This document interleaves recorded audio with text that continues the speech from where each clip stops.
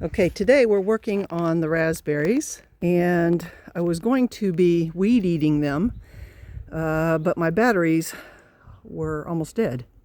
I thought they were full, so I'm charging them now. It takes about an hour for each battery.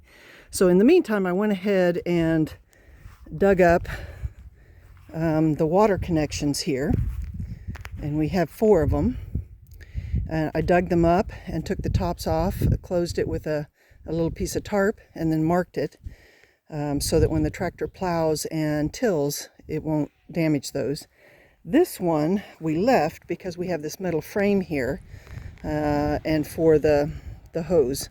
So we're not going to take this one out. So I started to dig it out, and then Mark and I talked about it and I closed it back up. But one of the things, after I weed eat, then we're going to have to pull out the soaker hoses, which you can kind of see it right there. It goes down and back. Of course, we can't pull it up with all the weeds on it and the raspberries, which have thorns. So I'll be cutting it probably about 6 inches above the ground, maybe 8. And then we'll pull out the soaker hose after we take out all the canes. And then I'll weed eat really low. Mark already brought the tractor out, and we took out the first row of the posts, and you can kind of see some more posts here and here. There's 4 sets along each row, and we'll be pulling those out, and then we will plow up this whole area and we will till it, and we're going to make this a garden. So we'll have a very small strip of raspberries close to the fence, and then I'll probably put my strawberries here, and then everything in between will be our cucumbers, tomatoes, those kind of things. But the pipes that I pulled up are over here.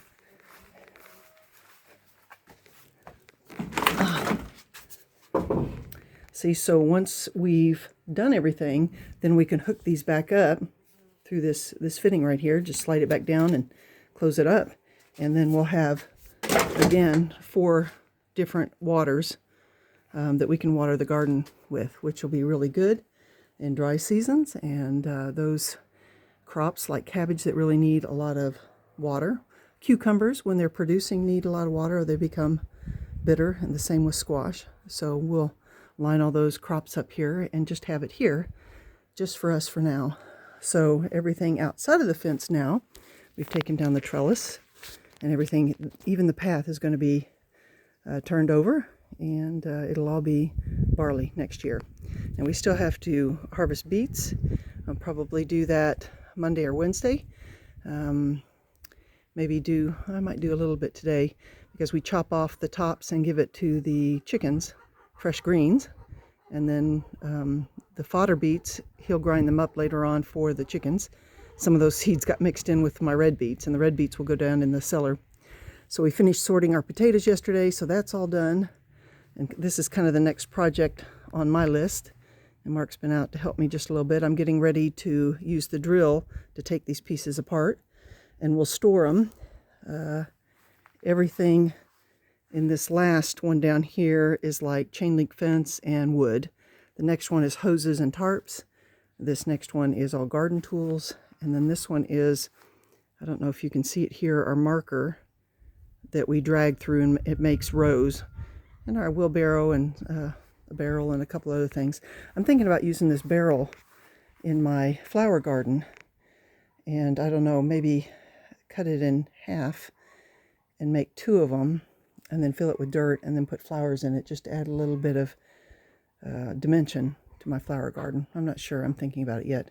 Back in the corner over here are 2 hand seeders. Like if we seed the seeds for beets or carrots, we can do it manually that way. Yep. So anyway, just waiting for my weed eater batteries to get charged up, and getting ready to use the drill to take these parts, these pieces of wood apart. And brought a little boy out here with me. Molly, she keeps going over to the barley and chowing down on the barley.